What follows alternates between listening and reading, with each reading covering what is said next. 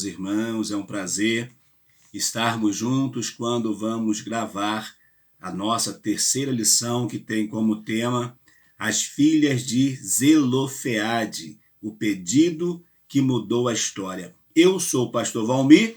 E eu sou o Nicolas. Estamos juntos aí para mais uma lição e com certeza será uma lição abençoada. Vai tratar de um assunto, de um pedido que trouxe mudança no contexto histórico, no contexto civil do povo hebreu dos tempos de Moisés. O Nicolas vai estar fazendo a leitura do nosso texto do dia ou texto áureo, como queiram. Cobiçais e nada tendes, sois invejosos e cobiçosos e não podeis alcançar. Combateis e guerreais e nada tendes, porque não pedes. Pedis e não recebeis, porque pedes mal, para o gastardes em vossos deleites. Tiago capítulo 4, versículos 2 e 3. Nós vimos então que aquele que cobiça nunca tem nada. Aquele que é invejoso, que é cobiçoso, não alcança nada, porque ele fica sempre desejando aquilo que é do outro. E nós vamos ver que outros combatem e guerreiam, também não conquistam nada. Por quê? A sua guerra está sendo com base em outros interesses que não o interesse sincero. E ainda fala, porque não pedis? Pedis e não recebeis. Por quê? Porque não sabe pedir. Pede mal. E quem pede mal, o Senhor não responde esta oração. Nós vamos ver então que a nossa leitura bíblica em classe está registrada em Números, capítulo 27, dos versos de 1 a 11. Nós faremos essa leitura desses versículos. Vou dar oportunidade para Nicolas começar a leitura, que o menino é bom, né? Vai em frente, meu filho. E chegaram as filhas de Zelofeade, filho de Éfer, filho de Geliade, filho de Maquir, filho de Manassés, entre as famílias de Manassés, filho de José, e estes são os nomes de suas filhas: Macla, Noa, Ogla, Milca e Tirza.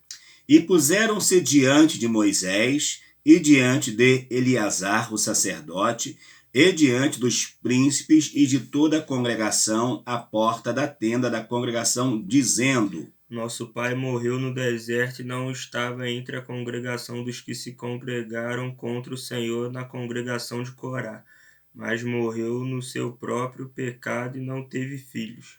Porque se tiraria o nome do nosso pai do meio da sua família, porquanto não teve filhos? Dá-nos possessão entre os irmãos de nosso pai. E Moisés levou a sua causa perante o Senhor. E falou o Senhor a Moisés e disse: As filhas de Zelofeade falam retamente, certamente lhes darás possessão de herança entre os irmãos de seu pai, e a herança de seu pai farás passar a elas. E falarás aos filhos de Israel, dizendo: quando alguém morrer e não tiver filho, então fareis passar a sua herança à sua filha. E se não tiver filha, então a sua herança dareis a seus irmãos. Porém, se não tiver irmãos, então dareis a sua herança aos irmãos de seu pai. Se também seu pai não tiver irmãos, então a sua herança dareis a seu parente, aquele que lhe for o mais chegado da sua família, para que a possua. Isto aos filhos de Israel serás por estatuto de direito, como o Senhor ordenou a Moisés. E nós vemos parte disso que está aqui, que nós lemos aqui, é também o que acontece hoje nos nossos dias. Quando alguém morre e ele não tem parente direto, que seja esposa, filhos ou netos, a sua herança pode ser reclamada por um irmão ou pelos familiares mais próximos desta pessoa.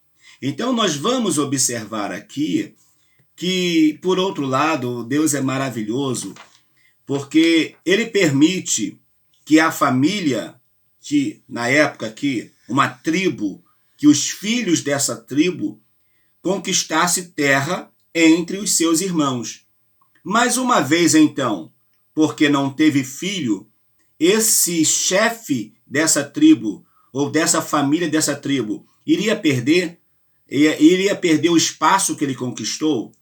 Então Deus, vendo isso, inclusive a lição ela é interessante, que tem um ponto na lição que vai dizer que principalmente nesta época de conquista e o que viria após, que seriam tempos de guerra, muitos guerreiros do exército de Israel morreram.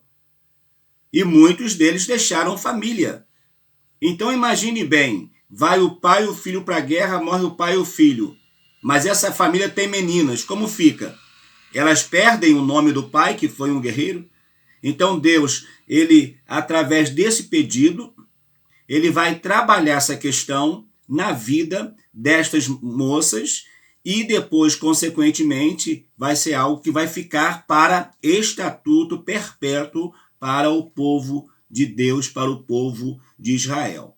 Nós temos 3 objetivos que está assim. Primeiro, descrever o costume legal de Israel com relação à herança. Segundo, encorajar os sonhos e os pedidos de causas impossíveis. Terceiro, reafirmar o zelo de Deus por justiça. A justiça de Deus, ela é bem diferente da nossa. A nossa justiça, ela é uma justiça que às vezes procura beneficiar um em detrimento ao outro, mas a justiça divina não. Vamos lá então. Quem são as filhas de Zelofeade? Quem são elas, Nicolas? Zelofeade, filho de Éfer, era da descendente da família de José e um pai da tribo de Manassés. Este homem teve 5 filhas e nenhum filho. O nome de suas filhas eram Macla, Noa, Ogla, Milca e Tirza. Zelofeade morreu durante o período de peregrinação após a saída do seu povo do Egito. O luto pela morte do seu pai, atrelada a um sentimento de injustiça pelo costume vigente, deram início a uma história ímpar e revolucionária protagonizada por essas 5 jovens. Nós observamos nesse contexto desse primeiro ponto que a morte, ela é certa. Se há uma coisa certa na nossa vida é que vamos morrer. Só basta saber o dia. Mas que vamos morrer, vamos. Isso aí é fato. Tanto velhos como novos, jovens, crianças, adolescentes, juvenis também morrem. Por isso que nós precisamos estar com o Senhor. O pai dessas moças, ele morreu. A causa da morte não se sabe.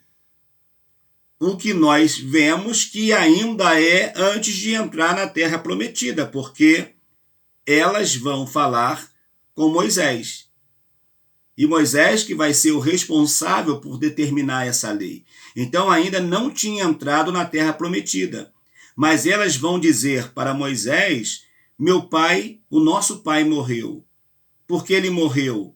Nós vamos perder herança? E olha bem, Moisés, ele não foi daqueles que se rebelaram quando Corá se rebelou. Não, o nosso pai morreu, mas morreu na sua falha, no seu erro, ou seja, morreu por causa do pecado. Que pecado? A morte. O pecado gerou a morte para todo mundo. Então morreu por causa disso. Elas então vão reclamar a Moisés essa questão e nós vamos ver que esse pedido vai revolucionar, a partir desse momento, o contexto da história do povo de Deus, que até então tinha um costume, mas agora iria trabalhar com uma outra regra a partir desse momento. Qual era a lei vigente?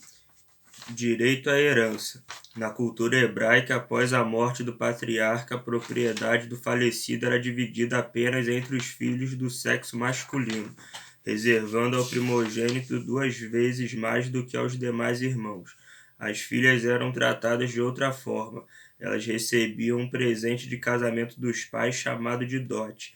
Tratava-se essencialmente de uma transferência de posses, quer fossem roupas, móveis, joias ou dinheiro. Então nós vemos que quem tinha o direito até então de receber a herança quando o pai morria era quem?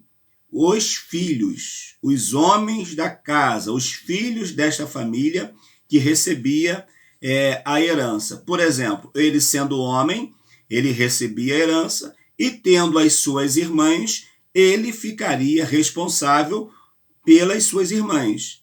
Ele seria, a partir daquele momento, o homem da casa com toda a autoridade naquela casa. E quanto às mulheres, às jovens desta família, o que o pai preparava para ela era o dote. O pai, as filhas nasciam e ele já começava a preparar o dote para essas meninas, para que elas pudessem ter um bom casamento, e quando tivesse o tempo de casar, e vale dizer também que o casamento não era eles que escolhiam, mas eram os pais que escolhiam as filhas para eles e vice-versa. Então nós vamos ver que elas recebiam dote, e esse dote podia ser, como diz aqui, podia ser em posses, em roupas, móveis, joias ou dinheiro. Aqui há algo interessante, diz que em alguns casos, se o pai fosse muito rico, ele podia até dar uma cidade. Tá vendo? Ele podia dar uma cidade para suas filhas. E nós vamos ver exemplos parecidos, no caso de presente, Léia e Raquel ganharam as suas servas, não levaram o dinheiro, mas levaram as suas servas, sempre ganham um pouquinho, né? Uma joinhazinha aqui, umazinha ali. Aí a Aquis, a filha de Caleb, pediu ao seu pai algumas fontes de água após ter recebido terras, e vale dizer aqui que essas terras eram terras improdutivas, elas pedem fonte. Em suma, fora essa situação de presente nupcial, isto é, do dote, uma mulher não teria direito à herança de seu pai, já que esta era reservada e repartida apenas entre os homens. E o primogênito, nesse contexto, ganhava 2 vezes mais. Por exemplo, tem tantos filhos, tem 5 filhos, vou pegar e dividir por 5. Então, era para ser 5 partes iguais, mas não seria, porque o primogênito ele teria 2 partes e o restante ia dividir com os outros 4. Por quê? Sempre ele sendo, é como se fossem as empresas que tem hoje. O acionista majoritário de uma empresa, quando ele é o dono da empresa, ele que cria, ele nunca dá mais que 50,5% ou dá 50%. Ele vai sempre ficar com mais de 50%. Por quê? Por quê? Porque se juntar todos os outros, não vai chegar ao que ele tem. Se ele ficar com 50,5%, os demais terão quantos? 49,5%. Nunca vai chegar aos 50%. Então vai ser sempre acionista minoritário, e ele sempre o acionista majoritário daquela empresa. No caso aqui da herança, é a mesma coisa. Papai me deixou como primogênito. Eu, diante de papai me colocou, sou primogênito, então eu tenho mais do que vocês. Vocês podem unir aí, mas eu tenho mais. Então, era mais ou menos isso aí. Vamos lá. 2.2 vai falar sobre o fardo pesado. O contexto geral da situação sobre a qual lemos era: as 5 filhas de Zelofeade não eram casadas e nem tinham irmãos. Tomando por parâmetro a cultura da época, teremos uma noção de quantos anos aproximadamente tinham essas jovens. Naquela época, as mulheres se casavam muito novas, aproximadamente aos 14 anos, o que nos leva a entender que estamos falando sobre 5 adolescentes órfãs, solteiras e desamparadas. Também aqui, quando eu li esse texto, não dá para dizer que elas eram quíntuplas de gêmeas, que todas tinham 14 anos. Não, com certeza uma era mais velha do que a outra. Essa é o mínimo, né? O mínimo, contando a questão de gestação, pelo menos 1 ano e meio de diferença, aproximadamente, uma da outra. Mas a ideia que se tem, que nenhuma delas ainda havia casado. Então nós percebemos aqui que não sabemos se foi por causa da morte do pai. Interessante. Me veio agora algo na minha mente. Você já pensou, Nicolas? Não, você não pensou. Porque me veio agora, então você não sabe nem o que eu estou pensando. Aonde estava a mãe dessas meninas? Já tinha morrido também. Também? Possivelmente, né? Porque senão essa mãe estaria lá com as suas filhas. Então, por isso, talvez, que ficou até difícil dessas moças casarem-se. E graças a Deus que, na época, não aconteceu nada pior com elas. Era uma protegendo a outra. Então, o fardo que elas possuíam era muito pesado.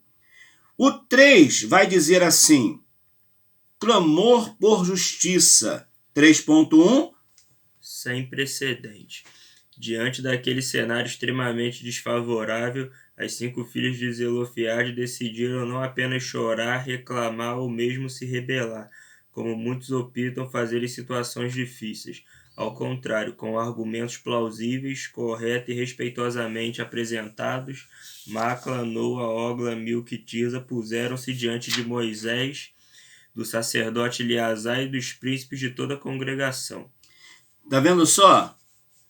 O que elas fizeram não foi ficar choramingando pelos cantos, ficar reclamando pelos cantos. Ah, nossa situação está difícil. Nós vamos ficar miserável.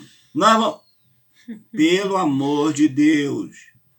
Elas vão entender o seguinte: nós precisamos levantar da nossa posição, tomar uma posição e ir atrás daquilo que nós entendemos que é correto para a nossa vida. Nós não queremos nada demais senão aquilo que entendemos que é o nosso direito. Porém, nós não vamos falar contra Moisés, nós não vamos falar contra a liderança de Eleazar, não vamos falar contra Deus, contra ninguém, mas nós vamos buscar somente o nosso direito. Também não queremos mais, não queremos palácios, não queremos riqueza, nós só queremos herança no meio dos nossos parentes, no meio dos parentes de papai, entre os nossos tios. Então nós só queremos isso. E elas vão fazer isso, mas sem se rebelar também contra a liderança. Porque é comum, quando alguém fica insatisfeito, faz a cabeça do outro, o outro fica insatisfeito e daqui a pouco vira um caos. Mas graças a Deus que isso não aconteceu. Notem, a coragem e a sabedoria das jovens se apresentarem um problema, já sugeriram também uma solução. Qual foi a solução? Moisés, dá-nos então possessão entre os irmãos de nosso pai. Porque é fácil alguém reclamar, mas sem dar uma ideia para resolver o problema. Elas não. Moisés, o que nós queremos é só isso, que o Senhor nos dê possessão. Moisés, por sua vez, vai fazer o quê? Não vai tomar nenhuma decisão, porque ele não podia mudar a lei. Mas ele vai falar com quem está acima de todas as leis. Mais que um pedido. 3.2, meu filhão. Cabe destacar o caráter nobre e digno do pedido dessas jovens e a maneira como elas o souberam pedir. Elas poderiam ter falado com rebeldia, de maneira imatura, ter acusado Moisés por estarem vivendo tal circunstância desfavorável. Ou elas poderiam ter pedido apenas esmolas para se manterem, já que não tinham mais forma de sustento com a morte de seu pai e sem serem casadas. Viu não só? Olha só, foi mais que um pedido. Por quê?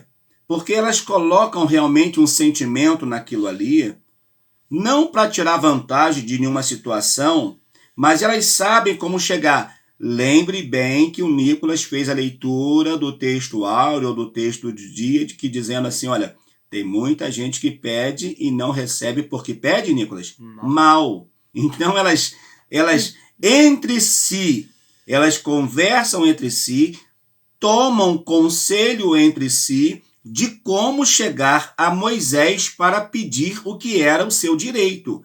elas não vão, como diz aqui, elas não vão nem com rebeldia e nem de forma imatura, chegando lá acusando assim: ô Moisés, você não sabe que o nosso pai morreu e agora nós não temos nada?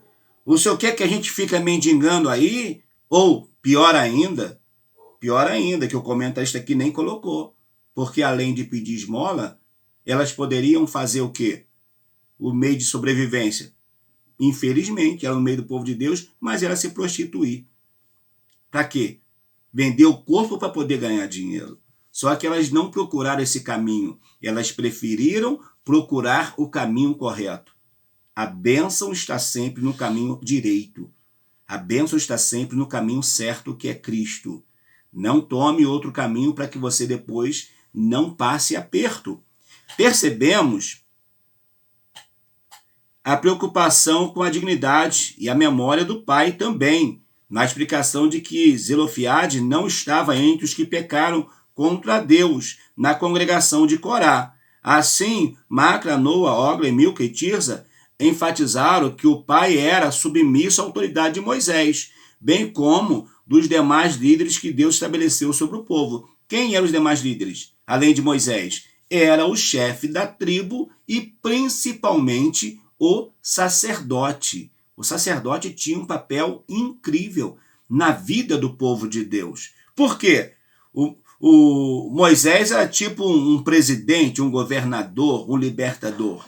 Mas Deus tinha aquele que era o seu representante na parte espiritual, que era o sacerdote. Então nós vamos ver ainda que as jovens reconheceram os erros do pai quanto à sua incredulidade, mas não por rebelião ou contenda contra o Senhor, como foi o caso de Corá. Entende-se o quê? O que aconteceu com elas aqui? Essas jovens, quando saíram, anote aí, quando saíram do Egito, eram novíssimas. Pode ser que talvez ainda nem tivesse nascido. Por quê? Porque o povo vai estar no deserto por quantos anos, Nicolas? 40 anos. 40 anos. E elas são jovens. Então pode ser que quando o seu pai sai lá do Egito, já tinha mais do que 20 anos. Tá certo? Porque quem tinha mais do que 20 anos, com exceção de Moisés e Calebe, todos eles morreram. Todos eles. Por quê? Quando eles vão espiar a terra e volta, eles não trazem uma mensagem de esperança para o povo. Por isso que eles ficaram dando volta, até toda aquela geração que não acreditou em Deus fossem mortos. E o pai dessas meninas estava nesse meio. E elas fazem questão de dizer, olha, ele não estava naquela rebelião dos filhos de Corá. Não estava lá. Mas ele pecou, porque simplesmente ele foi na mesma onda dos demais também, que não ia adiantar nada. Mesmo que dissesse não, também não ia adiantar, porque ia sucumbir lá no deserto. Então nós vemos então que ela não tratava de reivindicação fútil, egoísta, tipo assim, nós já temos tanto de terra, mas lá tem um vizinho nosso, Moisés, Moisés, lá tem um vizinho nosso, que está dizendo que 50 centímetros da nossa terra é deles. Pô, pelo amor de Deus, não foi isso. Elas estão pedindo terra para trabalharem, tá? Porque não adiantava ter terra se não trabalhasse. Ter herança de terra sem trabalhar. Para poder constituir, assim, a herança da sua família. O quarto ponto vai dizer o poder do clamor. E o 4.1, Nicolas? A resposta inesperada. Eita, fogaréu. Vamos lá, nessa resposta inesperada. Moisés se viu diante de algo tão sério e ímpar que precisou levar aquela causa perante o Senhor para obter orientação. E falou o Senhor a Moisés, dizendo: As filhas de Zelofeade falam retamente, certamente lhes darás possessão de herança entre os irmãos de seu pai, e a herança de seu pai farás passar a elas. Então, a partir daquele dia, quando um patriarca morresse sem deixar filhos homens, a herança deveria ser passada às suas filhas. Isso virou lei permanente para Israel. Nós vimos então aqui, quando, olha, elas falam a Moisés, Moisés coça a cabeça, Moisés olha e diz assim, e agora, Eleazar, o que nós vamos fazer? Vamos fazer o seguinte, vamos falar com Deus, vamos consultar o Senhor e vamos ver o que o Senhor fala sobre esse assunto. O que o Senhor determinar, nós iremos acatar. Perfeito, Eleazar? Perfeito, Moisés. Então vamos falar com Deus. Quando eles falam com Deus, o que vai acontecer? Deus, então, vai dizer para Moisés, olha, Moisés, as moças estão certas no seu pedido. E a partir de hoje, então, quando morrer o patriarca da casa, o chefe da família, e nessa casa não tiver homem, só tiver mulheres, então a sua herança passará às suas filhas. Então ficou algo determinado por causa desse pedido. Por isso que a lição tem o seguinte tema. Olha só, as filhas de Zelofeade, o pedido que mudou a história. A partir da ação dessas moças, toda a história vai ser mudada por causa delas. Por meio da história dessas 5 jovens, o Espírito Santo nos recorda que há poder no clamor, na oração, na justiça e petição, desde que o nosso pedido esteja de acordo com a vontade de Deus. Queridos, pensa bem. Você mora de aluguel. Mora de aluguel, perfeito. Aí Deus te fala assim, filho, o que você precisa? Você que vai assistir, de repente, você fala, passa isso para o teu pai e para sua mãe, tá? O que você precisa? Você mora de aluguel, o que você precisa? De uma casa ou de um carro? E aí? E agora? Pode ser que alguém vai dizer, não, eu moro de aluguel, mas eu preciso de um carro. Mas se você pedir a casa, não é melhor? Porque com a despesa que você tem hoje do aluguel, você vai economizar e compra o carro. E se você tiver o carro, você vai ter 2 despesas, porque carro é 2 famílias. Carro a gente tem sempre que gastar com carro. Então, por que não recebe? Porque pede mal. Que Deus tenha misericórdia de nós. Eu e Nicolas agora nós vamos acelerar. 4.2 diz assim, pedi. A palavra de Deus nos adverte que alguns não recebem o que querem ou precisam simplesmente porque não pedem. E mais adiante explica que há também os que pedem, verbalizam as suas necessidades, porém pedem mal, visando somente os deleites pessoais. Tá vendo só? Foi o que eu falei agora há pouco. Não adianta nada eu pensar só na minha satisfação, no meu prazer. Não. Eu tenho que ter em mente, precisa ser útil. Eu também não posso achar que Deus vai sempre satisfazer o desejo do bonitinho. É só eu falar. Porque meu bonitão aqui não é só chegar e papai, estou precisando disso que vai ter. Não é assim. A gente não tem esse recurso. Não é verdade, meu filho? Verdade. Mas dentro do possível, nós estamos sempre fazendo. E, na verdade, tem ele e tem ainda mais 2, são 3, ó. São 3, ó. São 3, então, a gente não dá para fazer o desejo de todos. Deus não, é claro que Deus é o dono de todas as coisas, ele pode responder segundo a sua vontade, mas se eu peço de forma equivocada, a resposta pode não vir do jeito que eu estou precisando. 4.3 vai dizer assim, um pedido de fé. O pedido daquelas jovens demonstra uma fé notável, primeiro por todo o contexto já analisado e depois porque, se refletirmos bem, a petição delas foi feita antes da conquista da terra prometida, demonstrando assim que elas criam com toda convicção que o Senhor estava prestes a cumprir a sua promessa, que a herança que elas pleiteavam não viria do seu pai terreno, mas sim do Deus justo e fiel, nosso Pai celestial. Interessante isso, tá vendo? Elas queriam, vamos entender aqui, elas queriam, antes de entrar na terra prometida, elas já queriam que o nome do pai estivesse na congregação da tribo de Manassés, na congregação do povo.